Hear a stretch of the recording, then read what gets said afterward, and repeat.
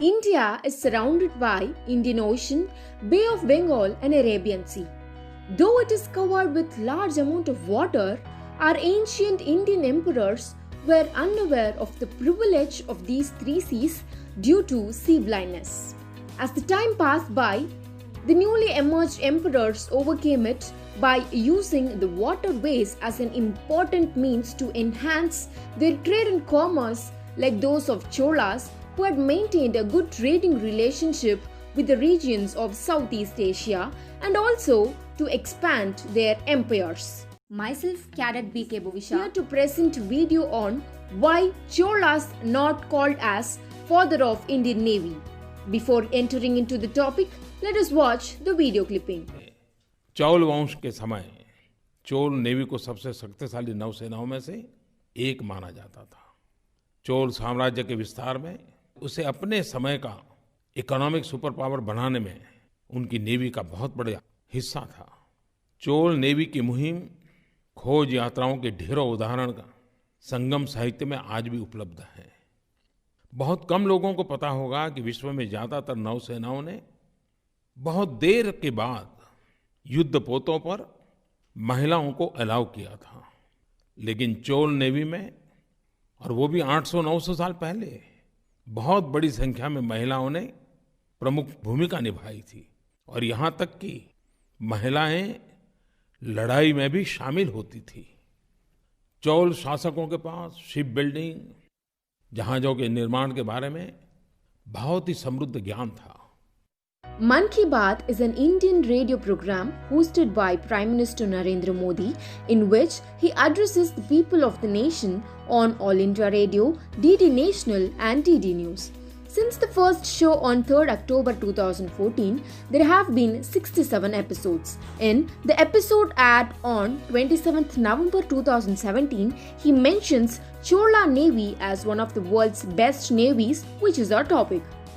Rajendra Chola was the first Indian ruler to establish the first Indian naval fleet some 1,000 years back. Cholas undertook maritime expeditions to Southeast Asia not with plunder motive but with minimizing the role of Srivijaya as the intermediary between Cholas and the Sung dynasty in China. Charles Rigmier quotes, "It appears that the Cholas were the only Indian state to develop a regular navy and make it an effective instrument of military policy. In accordance with the sayings, there were about 600 to 1,000 ships and 1 million naval soldiers between the period of 900 to 1150 AD, which is mentioned by Nilakanta Shastri, the author of A History of South India." Even an Arab traveler comments that the ships in Indian Ocean differed from those in the Mediterranean in that the Indian ships were made of wooden planks held together by coir ropes and not by iron spikes. With reference to this, Cholas extended their kingdom beyond Bay of Bengal and ruled Java, Sumatra, islands in Southeast Asia, parts of Malaysia, Myanmar, Brunei Island, even some territory islands that belong to Australia, and even Tasmania and New Zealand. The naval power of Cholas grown from small back entity to that of a potent power projection and diplomatic symbol in all of Asia during the period of 900 AD to 1100 AD. Later, from 1010 AD to 1200 AD, the territory of Cholas extended from Maldives in south to the banks of Godavari in north. At the end of 9th century, the trade of Cholas, especially with Chinese and Arabs, flavored intensely. Cholas' naval administration had two branches, namely Naval Department and the Department of Commercial Tax. Now, let us look into the naval departments, which had 6 divisions, and let me list out one by one.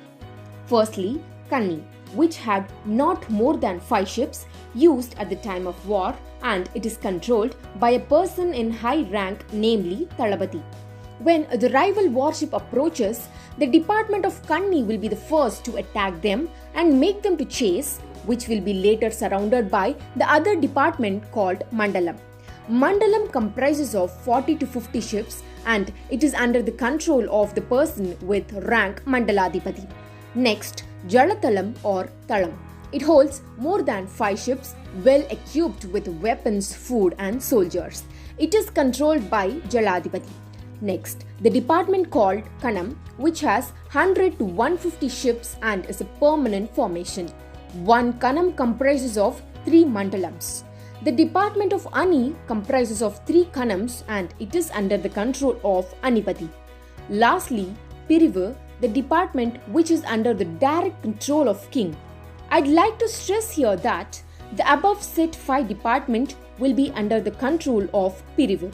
On the whole, Cholas fought their every naval battle by forming Vyugams.